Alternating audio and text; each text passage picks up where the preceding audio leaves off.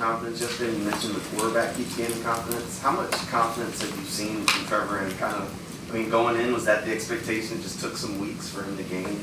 I mean, there was no real expectations, I don't think. You know, you just try to take it week by week and keep coaching up things that need to get improved upon and working on things that we're doing well. So, look, you hit strides at different times in different seasons. It's just the way it goes. And try not to overthink it. Try not to dive into too many what ifs and this and that. So you just kind of keep coaching. You keep the standards high and the expectations high. And you know, I thought he rose to the occasion yesterday and played at a high level. He was really accurate. I mean, really had the 2 drops too that you can understand a little bit in the elements, but was really I thought it was one of his more accurate games. Big plays that we needed on critical third downs. So hopefully we can continue to ride the momentum. But the offensive line play yesterday, no sacks, no quarterback hits allowed, and they ran the ball. Yeah, I thought we protected, you know, really well. We were aggressive in pass protection. When we were able to kind of jump people, we were able to jump them. I thought we did a nice job on the edges as well for the most part.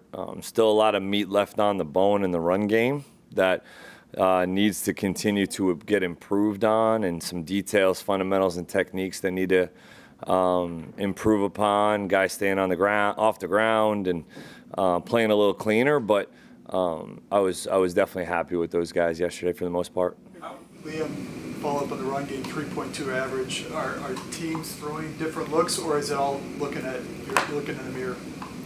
We're definitely seeing some more heavier boxes at times. But we did have a few targeting issues yesterday, and a few fundamental issues that it's definitely wasn't completely up to the standard by any means. So it's a group effort. They know that, but it definitely starts up front.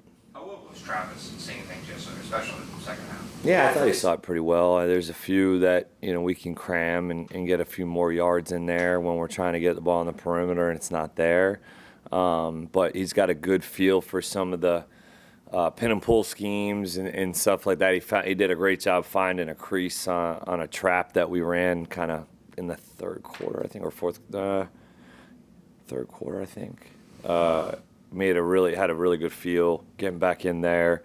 You know, he's just playing pretty confidently and having a good understanding as to what we're trying to get accomplished on some of those schemes. But, you know, ultimately backs get paid to make people miss at the second and third level and get more than what the play is expected to get, right? If the play is blocked to ultimately get 4 yards, their job is to get 8.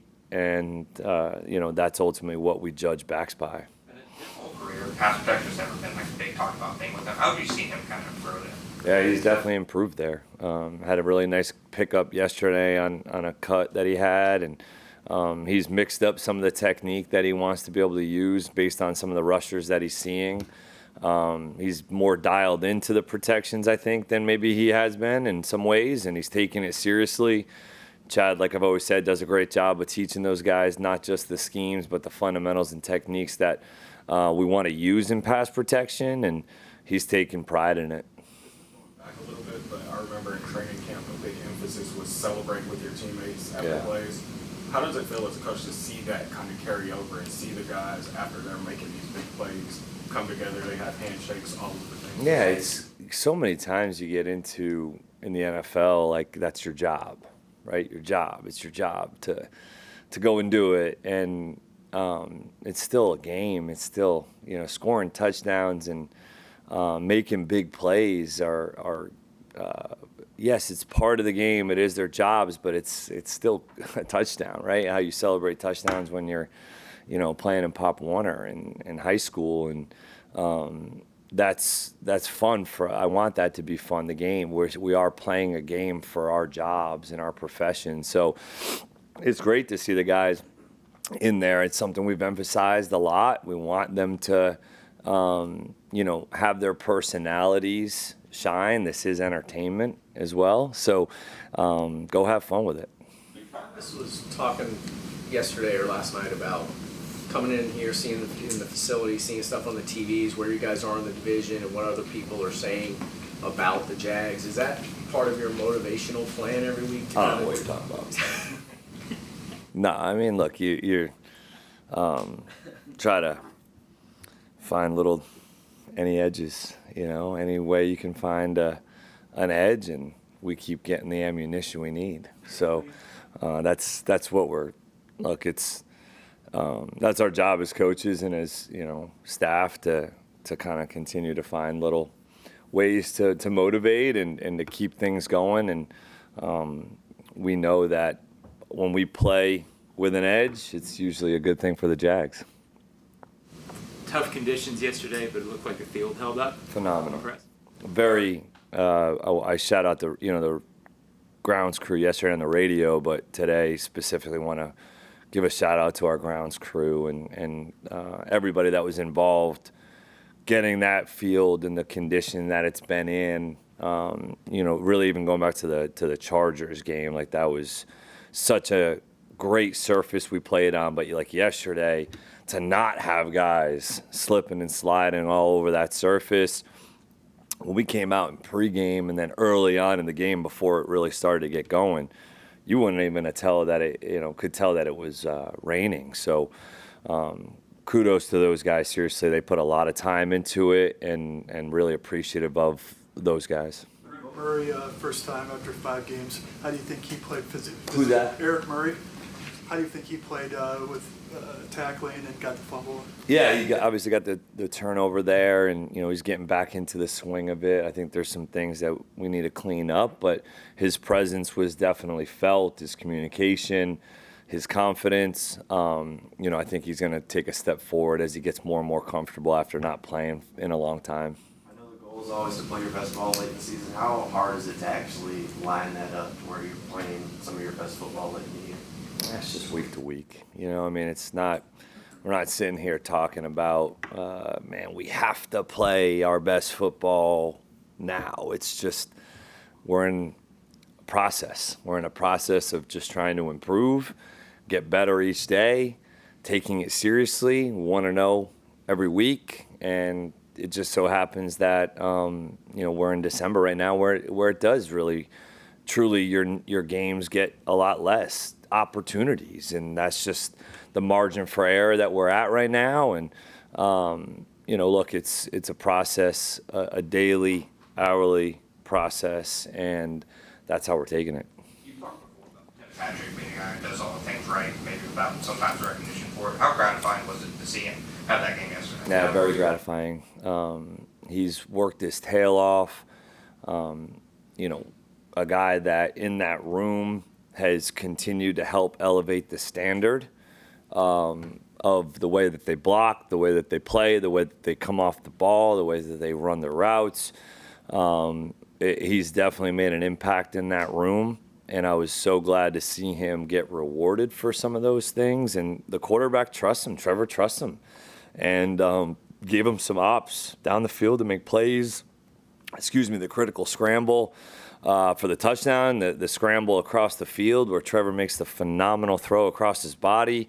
I mean, Tim had separation. It wasn't like he was just this phenomenal play and catch. Like, he ran away from the guy. So he runs his routes physically and at full speed, and he's been able to make some plays for us. So I was very pleased with Tim yesterday. Do you get a sense that Brian's confidence shot up a little bit? A little bit. I think just getting healthier, right? Like, as a wideout and you got an ankle, like, that's just, it's hard. It's hard to feel confident probably going out and cutting and running and stopping and making plays. And I think right now he just feels better. He feels healthier. He's been practicing hard. He's been practicing at full speed. Him and the quarterback and Trevor have worked at it. Like, they've put time into it. And it showed up yesterday in a big way for us. Like, that's an area of our offense that has been much needed. And to have it show up yesterday was such a good thing to see for us moving forward, for our confidence as a group.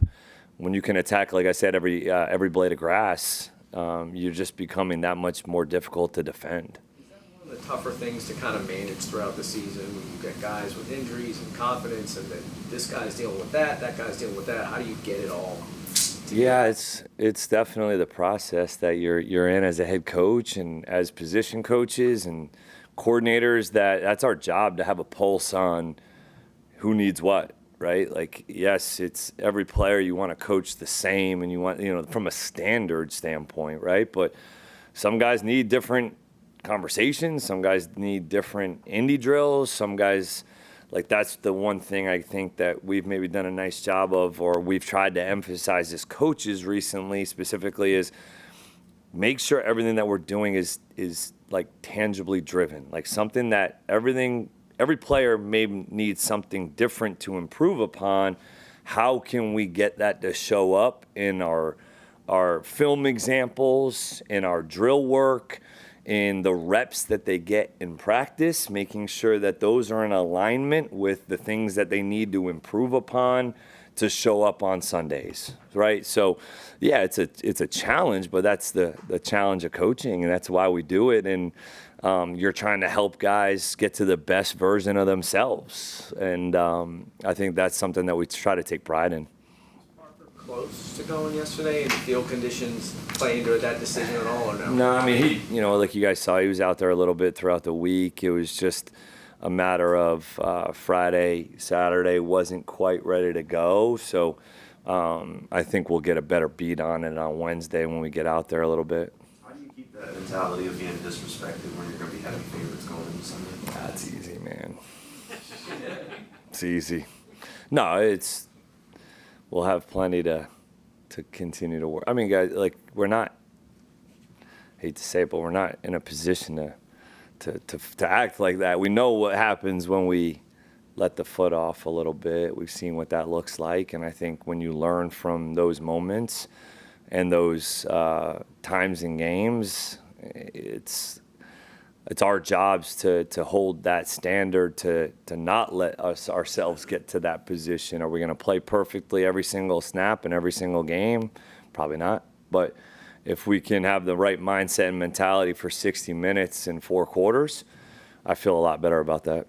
Trayvon's 4-count stop yesterday, that kind of exemplified what he brings to the table and why he's so important what you guys did.